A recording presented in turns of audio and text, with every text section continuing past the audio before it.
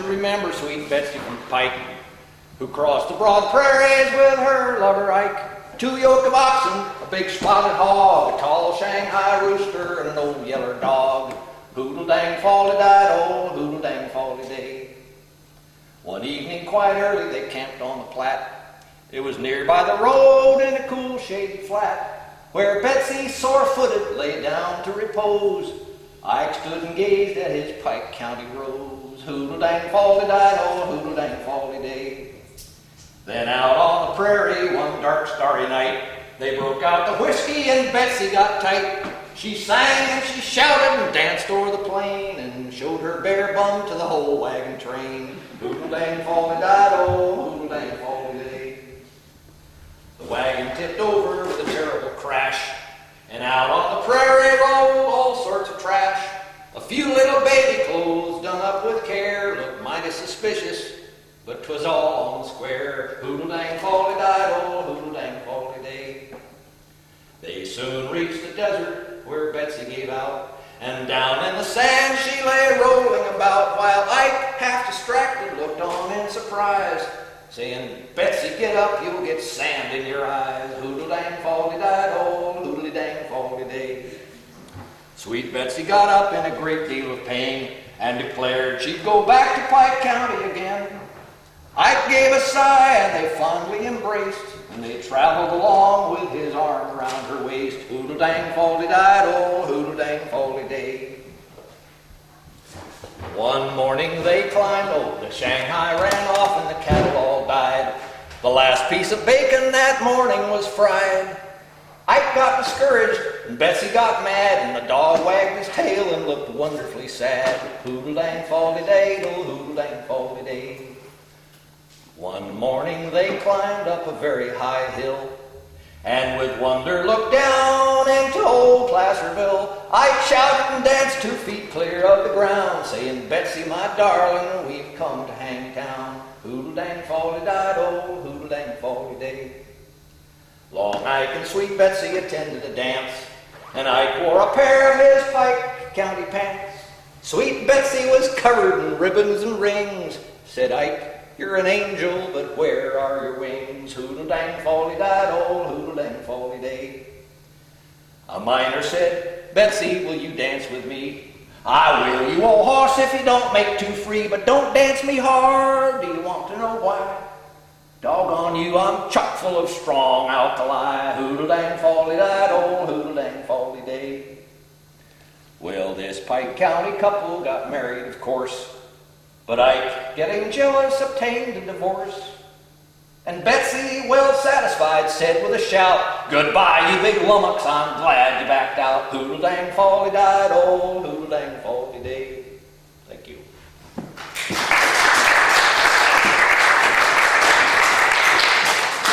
I do want to mention before I go on that I always think it's too bad that song has been relegated to the realm of children's songs nowadays, because that's history. That song is just packed with first-hand, very accurate, very descriptive information. That's a first-hand account. Everything in that song is accurate, including the last verse about Betsy not being fazed when her partner left the relationship, because that happened. The reason it happened was that women were outnumbered by the men 100 to 1. So any woman who was dissatisfied, or much worse, mistreated, well, she could leave the relationship. She had her pick of 150 or more better men to choose from. So women's liberation got to start, like so many other things, here in the California coal fields. Well, my name is Alan Fuller, and I'll shut up for a while because I want to introduce to you my partner in crime for the afternoon. This is Mr. Rick Sims. Make him feel welcome. Thank you very much. First thing I want to talk about is Native American flutes. Flutes were come to many different stories about where the Native American flute came and how it arrived. Pretty much it was lost to the Native Americans when the Europeans came and they were trying to assimilate the Native Americans into the European culture. So a lot of their heritage, such as one being the Native American flute, kind of disappeared for a while. There was a doctor in Oklahoma, by the way, name of Doc Tate. I don't remember his last name. They gave him an Indian name, who kind of brought it back to the culture here. And it wasn't too long ago, you know, the 60s. And so basically he had made them just like he had researched and found. One of the earliest flutes they found, and this is a replica which I broke today, so I don't have all the notes. This is a replica of an old eagle bone flute. And it was more of a whistle. It had 4 notes. Now, since it's broke, we only have 2. So this is a replica. It's not a real eagle bone, of course, but it was a replica. So this is one. And so then he's made the Native American flute. One of the stories is that, well, there's several different stories, and most of them associated with the woodpecker. The woodpecker was pecking out the leaves of the branches of the trees for the termites to have a place to go and live. You know, the father woodpecker. And as the wind blew over the holes of the flute, it would make the flute sound. And some tribes, one of the tribes, the men were not allowed to talk to the women. So and a woman decided who she was going to choose for a husband. And so what they would do is the men would play the flute. And she would decide, obviously, on who had the prettiest song, who she would marry. Once they got married, though, the flute had to be put away because the guys would still play it and other women would hear it and it started getting kind of promiscuous. So they could only play it after that and they'd give it to their kids. Now, this is just one of the stories. Let me play a tune on the flute for you. Let me talk about its construction first. The construction of the flute, it has a fetish. Sometimes they call it an animal or a totem animal. Different ones. Bears are common. Eagles, birds. This one is just a form of actually a whale thing. So, but I have numerous of flutes with eagles on them. Whales. This just happens to be one of my favorites. It's made out of purple heart. And what this does is as you blow through here, there's a hole under here, and it guides the air over the sound hole. And so you don't have to create an embouchure with your lips. They're very easy to play. And when I play this flute, I mean, although I can play some songs, more popular songs, the main thing I like playing this flute is whatever comes out. So what I'm about to play for you right now, the first time anybody's heard it, because I don't know what's going to come out either. Okay, so I'll give you a demonstration of the flute. Let me mention that there's 3 ways to affect this flute. Your fingers, your tongue, and your breath. And that's the 3 ways to affect a flute. So let me give a demonstration of what I'm talking about. The Indians might have, late at night, heard the coyote pups barking. And we do this with the fingers. And it would be something like this.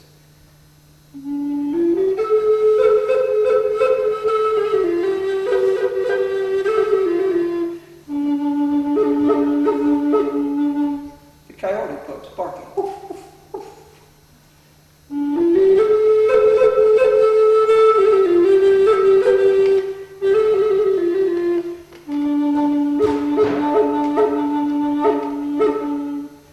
Okay, now they also might have seen 2 little chipmunks fighting over an acorn. And that sound might have sounded, and as we do this effect with our tongue, might have sounded by having the tip of my tongue touch the roof of my mouth. Tick-tock, tick-tock. So let me try that.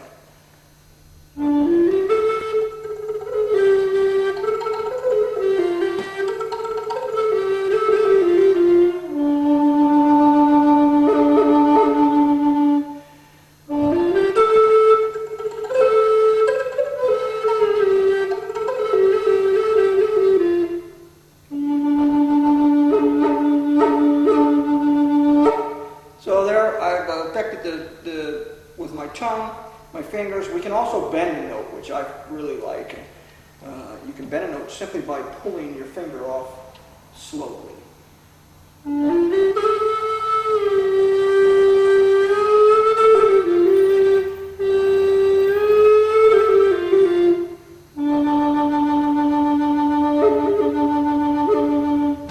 one of the hardest things, depending on the flute, and I don't know if I can get it, is the mourning dove. No, ain't going to get it today.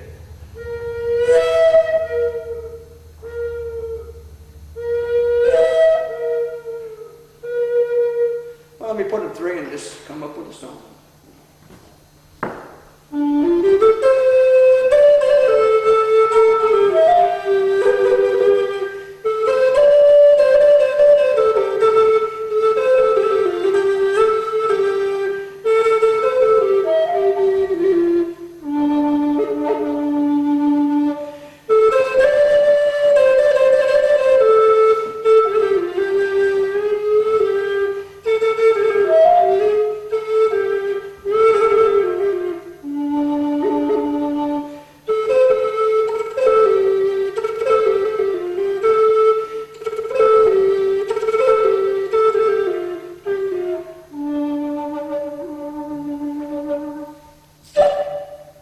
That's an introduction to the flute.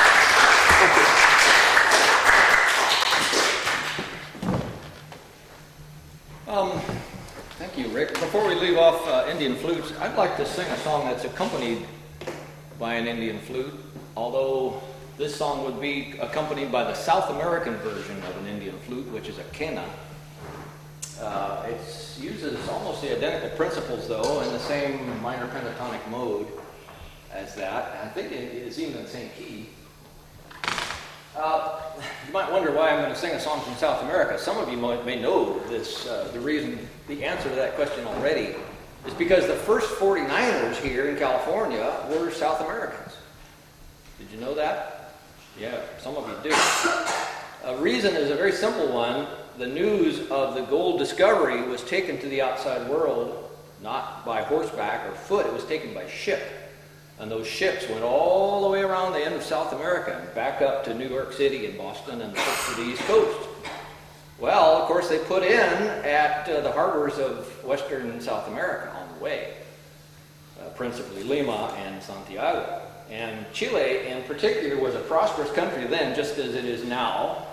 It had a well-to-do middle class, a lot of energetic young men, and they heard that there was gold up in North America, just a month's sail away, and they did what everybody else did. They got their supplies and equipment together as fast as they could, chartered a boat, and northward they came. And they got here in January and February of 1849. They were the true 49ers.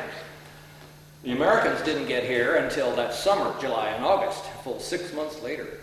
So the vanguard were South Americans, and there were a lot of them. One of the differences between them and the Americans is that they brought, well, I hesitate to use the word slaves. Peons was their word, peones. They were Indians, though. They weren't African Americans. They were the descendants of the inhabitants of the old Inca Empire there. They spoke Quechua principally with some Spanish. And every white man had peons to work for them. They were indentured servants. They couldn't leave. So they were obligated at the order to come north with their masters and work in the gold fields here. And I've always thought it must have been awfully wrenching, not to diminish anybody else's experience, but to be torn away from the Andes of South America and be brought to such a forsaken place as this, so far from their friends. Well, I have a song about that, and I have it on good authority. I should tell you the authority is Dr. Carlos Lopez, a professor of California history down in the Bay Area. He gave me this song, and he said that he believes it very likely that this song was sung in the California Gold Rush by one of those peons. And it's a lonesome song. The singer is singing of his woman, La Yaquinita, the little Yaqui woman. Later he calls her La Barranqueña, the woman of the cliffs. And he sings to her, he says, to faraway lands I am going. I leave my life, I leave my home.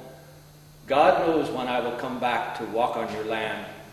Except he says it in this odd mixture of Quechua and a primitive form of Spanish. He says more like, God knows when I will turn to step thy land. And then he says to her in his loneliness, oh, Yaquinita, you are the color of chocolate candy. And then he says it again in Quechua, oh, Yaquinita, you are the color of chuncaca. So, Rick will give us the tune, and then I'll sing the song.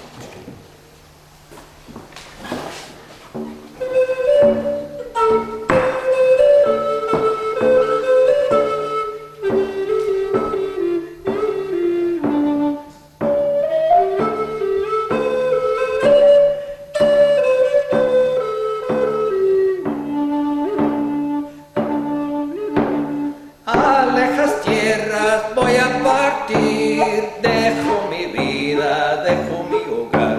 Sabe Dios cuándo voy a tornar a pisar nuestras tierras yaquinita. Ay, chilao, mi china yaquinita, parece color de confites.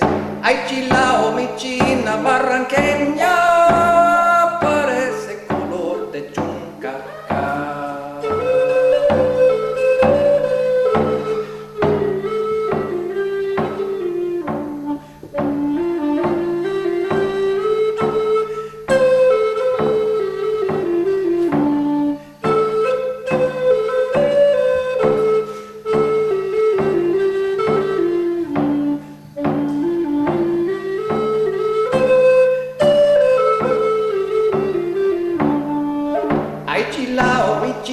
Yaquinita, parece color de confites. Ay, chilao, mi china barranqueña, parece color de chuncacá.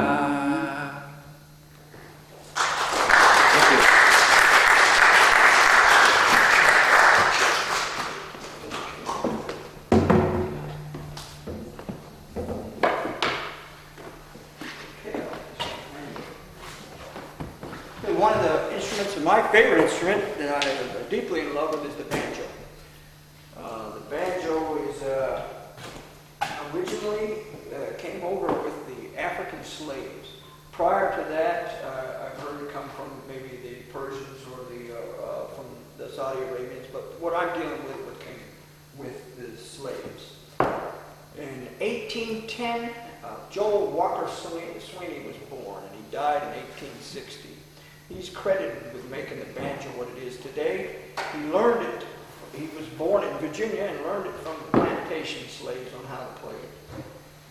Originally, it was a gourd with 3 long strings and 1 short. There's different versions of that, but I've seen pictures of one with 3 long strings and 1 short one played by an African-American slave. He's been credited, they say, with making the short one, but I don't think so. I think more likely he made the 4th string. And originally it was a gourd with a skin. It would have been very similar to this right here. This is a gourd with a skin tacked on. And this is a friend made this for me, so it's not an original one from the 1800s, but this is what it would have looked like. When he's also the first person that we have record of to play the banjo on stage in a performance, the first white person to play it on stage in a performance. And also, when he started playing the banjo, it was like rock and roll. It just took off. And thus what happened is they had what's called minstrel music. He was one of the first blackface minstrel person. They would paint their faces black and try to show people the music from the African Americans. He also toured London and toured a different place and was a big success in playing the banjo. I'll play one tune on this. This has no frets. It is a nightmare. It has no geared tuners to tune. Matter of fact, before I tuned it up here, I had to use pliers. And it has no frets. So therefore, if my ear is bad, it'll show. So I'll play one typical song from way back then. Has anybody ever seen the movie with Clint Eastwood, The Outlaw Josie Wales? Yeah, well, if you watch that Outlaw Josie Wales the next time, you listen to the song that's mostly played in there, and it's The Rose of Alabama. And I'll play a couple tunes on this a couple of times through and sing a couple verses of The Rose of Alabama.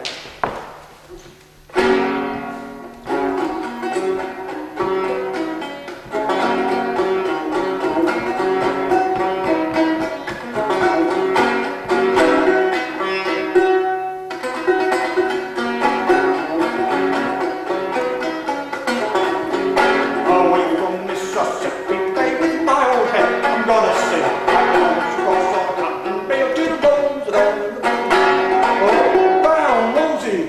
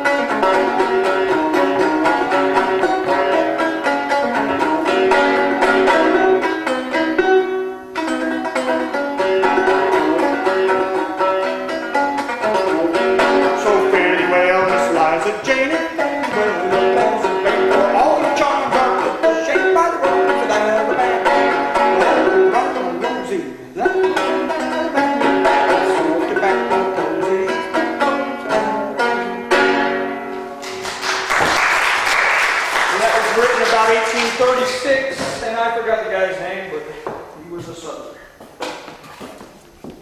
Okay, the next thing we're going to go into is we went from the progression of these banjos. They started, and what Joel Sweeney did is they were made out of the board. And what happened was they used to import cheese in these round boxes, wooden boxes. So what Joel Sweeney did is say, well, forget the gourd. Let me get a round box and put a skin over it and add this other string. And then we have commonly the 5-string banjo.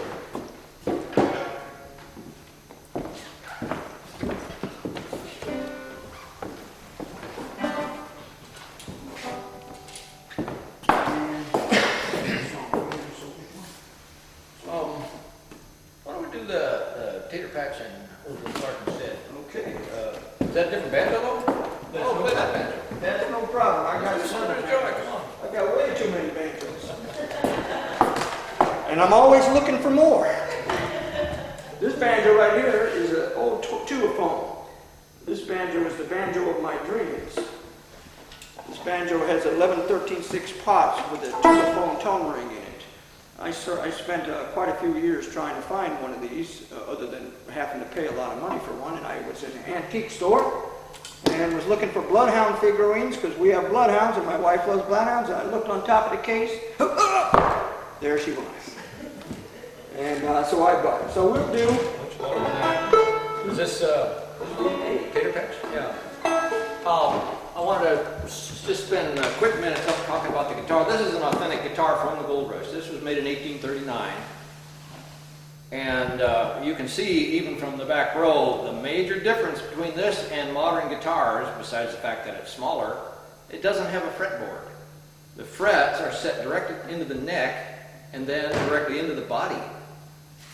So it wasn't until 1846 that Antonio Torres in Madrid came up with the idea of attaching a separate piece of hard wood, usually ebony, that to carry the frets, and that improved the instrument a lot. Along with that, he made the guitar bigger and put fan bracing inside to direct the sound.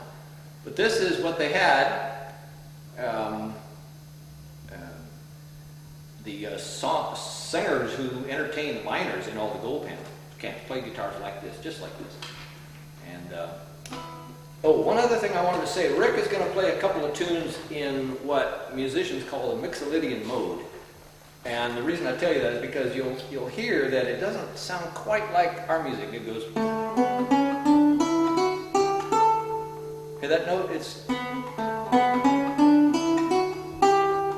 That note sounds wrong. It should be there, shouldn't it? But no, that's bagpipe tuning. I finally found this out. Why that came about is that a lot of the American tunes, such as the two that Rick's going to play, come from the southern Appalachians, where the I was going to say Swiss, the Scots-Irish settled, and they remembered that bagpipe music, and so they made up tunes, usually on the fiddle, reproducing that old mode that they were so familiar with. So a lot of American tunes came from the Appalachian Mountains because of the bagpipes that the musicians remembered.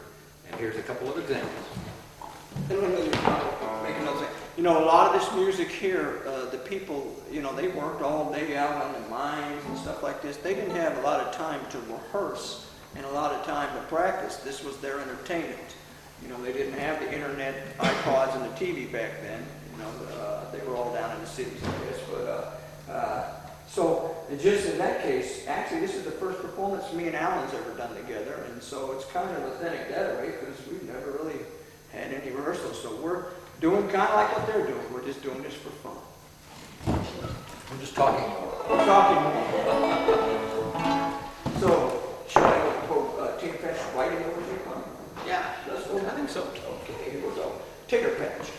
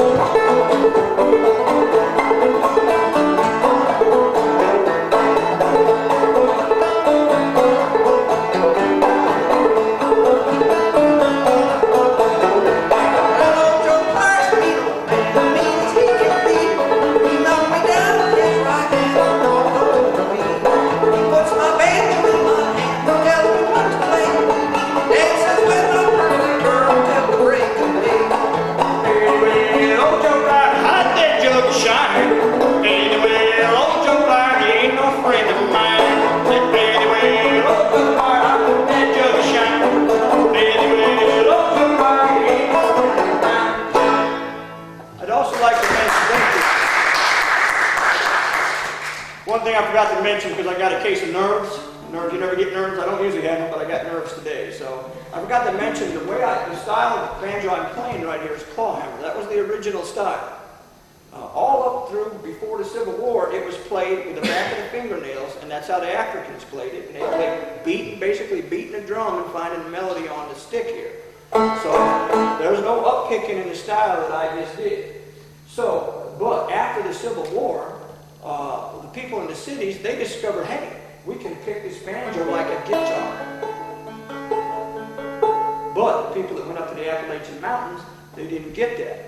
They didn't have dial. They only had dial. They didn't have the wireless service. So they kept playing it like this. Thus, this style of playing, most people call it Appalachian Mountain style, which is kind of not really true, but that's just who preserved it, this style of playing it. And this is my preferred style. And that's kind of, I think that's all on the banjo. I think my nerves are starting to leave me a little bit. Okay, thank you, Rick. I mentioned before that there were singers who sang songs in the camps. And I do want you to understand this was extremely important because this was the only formal recreation that the miners had. They would work from sunup to sundown, 6 days a week. But on Saturday night, before the Sabbath, they would go into town, the nearest camp, the nearest town, and every town and most of the camps had a theater. That was the entertainment. And there would be a show of some kind. And usually at least part of the show would be a singer singing usually sarcastic songs about the gold rush. And almost without exception, they were parodies. You know what parodies are, funny words made up to a familiar tune. So I'll give you an example of that. This is one of my favorites. It's called the California Humbugs, and it was written by John Stone, who performed under the name of Old Put. And I found his grave up in Greenwood Cemetery, by the way. You can go there and say hello. He went all up and down what's now Highway 49, stopping in every town and going to the theater. Coloma had one. Right down here in front of the museum, there was a 2-story building during the gold rush, the Crescent Theater, it's called. Anyway, Old Put would be one of the acts, and this would be one of the songs that he sang. It's a parody of an older song called Jordan and the Hard Road to Travel. And it's sarcastic. He pokes fun at the merchant because the merchant goes bankrupt because the miners won't pay their bills. Makes fun of the lawyer. Yes, they had lawyer jokes back then. The merchant, not the merchant, the preacher is a hypocrite because he says one thing and does another at night, carouses with the wrong crowd, and talks a little bit about the miners and the bed bugs and the fleas and lice. Oh, this California's a humbug place, out in the world in the bushes, where to meet with a poor man's fate, many a poor devil wishes. Now the merchant hopes to make him a pile, selling goods to the miners. He'll trust them, but in just a little while, he'll go broke for the want of shiners. Then haul off the old coat, roll up his sleeve, mining is a hard kind of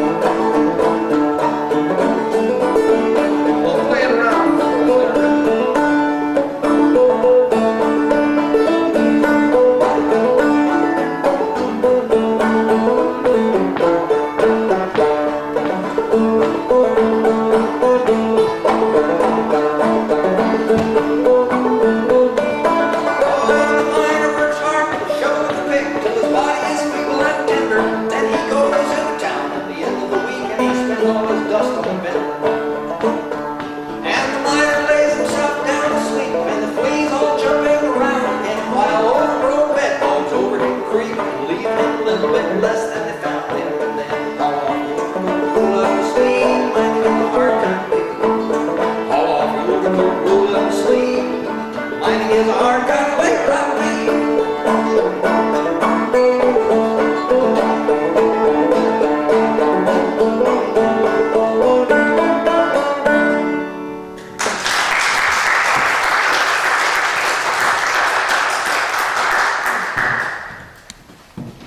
Okay, Thank you. very good. Ah, that's a beautiful tune. I love that tune. And another one I love is one from Irish, which is Wind That Shakes Barley. Did you want to pull up the mandolin on that one? Yeah, I don't seem to have a flat pick though. Do you have one? Of course.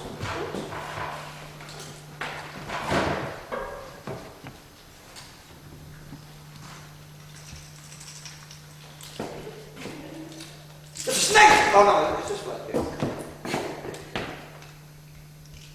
Any particular kind? I got tortoise in the bottom.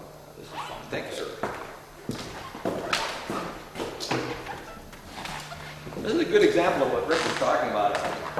Just about everybody I've met over the past 5 years has had this tune in their pocket, you know. So it's neat to be able to just meet up with strangers and play the same song, same fiddle tune at least, banjo tune at least. It's an Irish tune called The Wind That Shakes the Barley. It's probably have to do something with the barley fields and wind shaking it. But that's just a guess.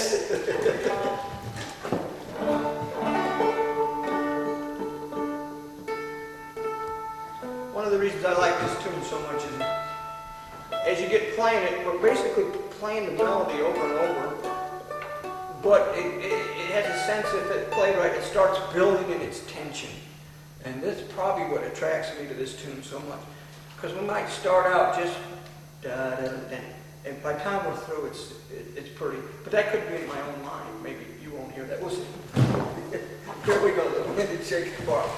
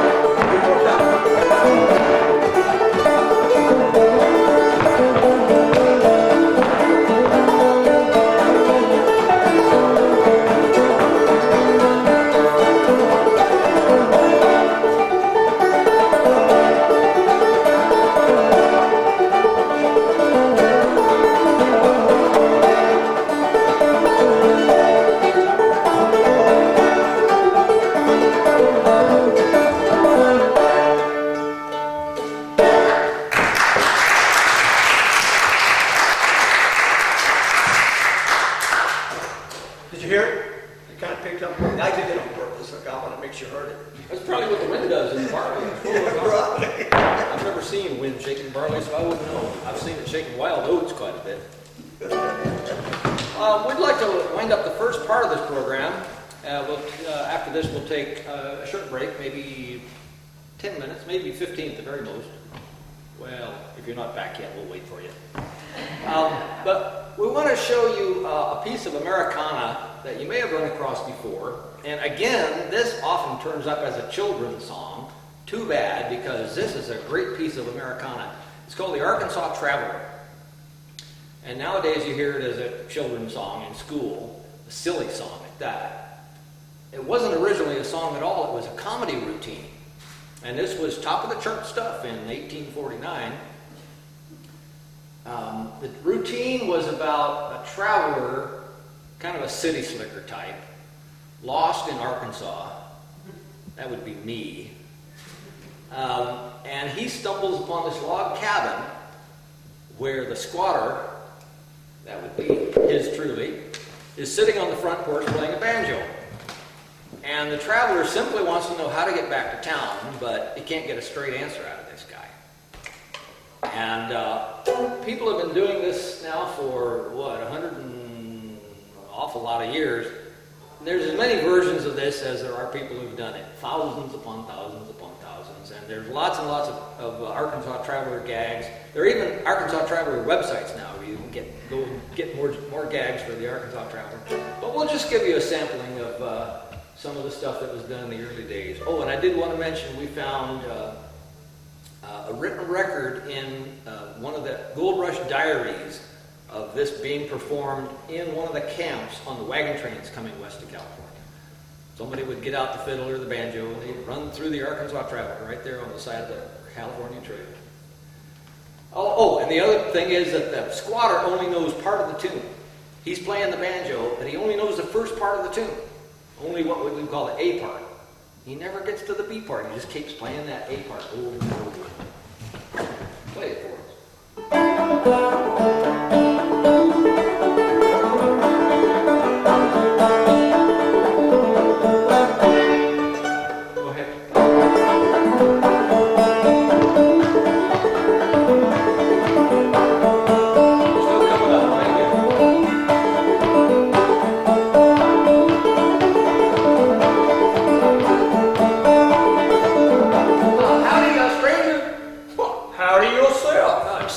Can you tell me which road I take to Little Rock from here? Why, you needn't take any little road to Little Rock. They's already got one there.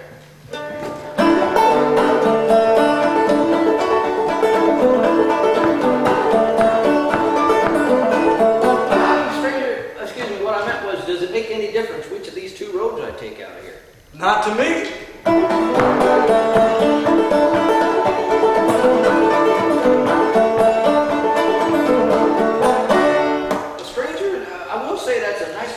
Strawberries you got behind that cabin, you put manure on them? Shoot, no. Milk and sugar.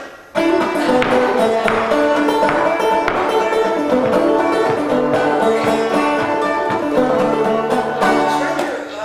tell me this, how deep is that river over yonder? It comes right about up to here on the ducks. Well, but how deep is it? It's got water all the way to the bottom.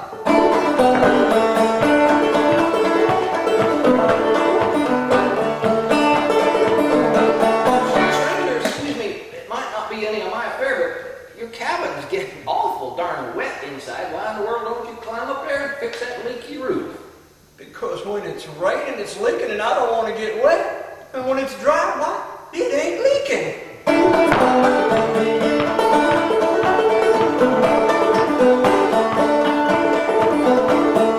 Stranger, there's really not much between you and a fool now, is there? No, sir, about 4 feet.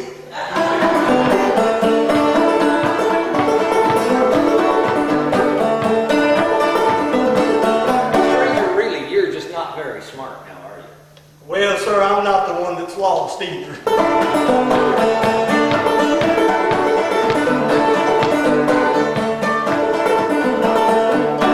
why in the world don't you ever play the high string of that tune?